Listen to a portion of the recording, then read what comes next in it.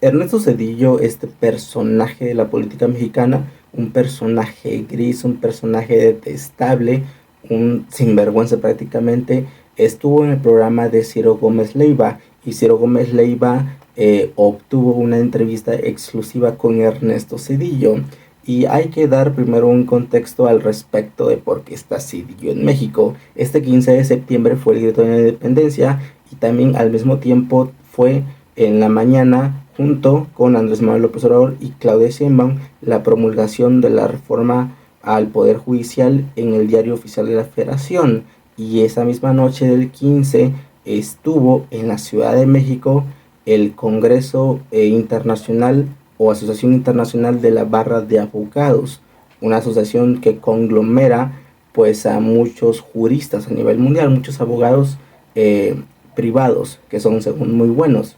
El punto es que aquí Ernesto Zedillo dio prácticamente pestes en contra de la reforma del Poder Judicial y ya seguido a la mañana fue esta entrevista en la cual aquí Ernesto Zedillo se explayó totalmente en contra de esta reforma al Poder Judicial. Y dos cuestiones muy interesantes que me llamaron a mí la atención porque prácticamente repite lo mismo en Ernesto Zedillo de que esto de la reforma judicial va a dañar la democracia, la va a destruir, que pone las bases para la tiranía.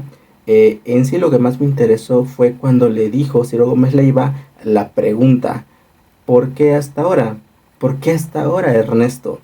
O sea, tanto tiempo desde el inicio del sexenio de Andrés Manuel López Obrador, nunca se vio ninguna oposición, nunca se vio a ninguno de los expresidentes, como por ejemplo Salinas, Peña o Calderón, o Fox, bueno, Fox sí, pero Fox ya está muy tembeleque, o en este caso Cedillo, porque no alzaron la voz según si tuviesen supuesta representación social o un liderazgo político?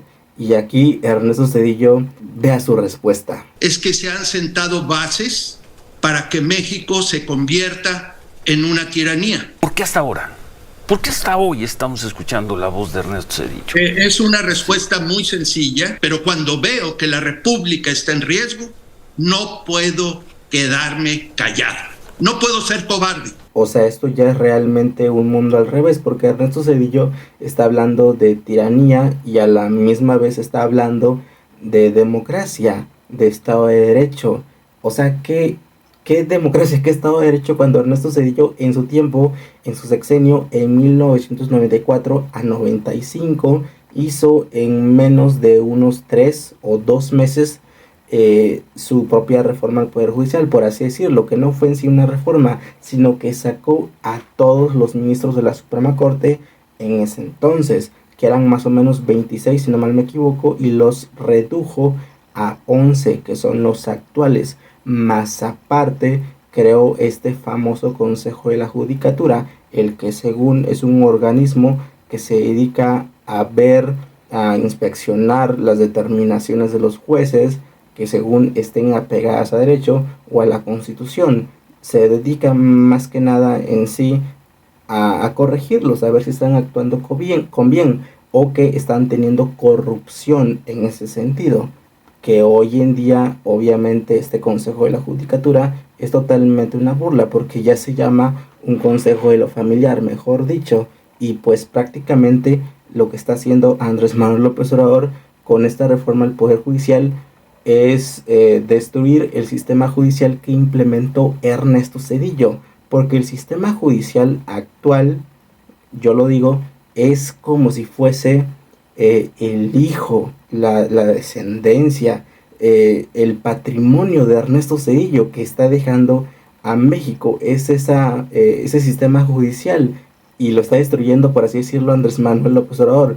Y es por eso que yo creo que le está doliendo demasiado a Ernesto Zedillo. Obviamente ya hablando sobre la reforma del Poder Judicial, todavía van a haber reformas que se van a reformar aún más, que van a engrosar esta reforma del Poder Judicial.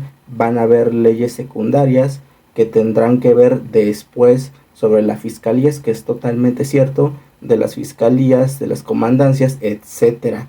Pero hasta ahora el discurso totalmente apocalíptico que están teniendo sus personajes, como lo es Ernesto Zedillo o como lo es Lili Telles, pues obviamente no abona en un diálogo político, más bien es una cuestión totalmente en contra, como la oposición, que siempre habla en contra de todo y nunca propone nada.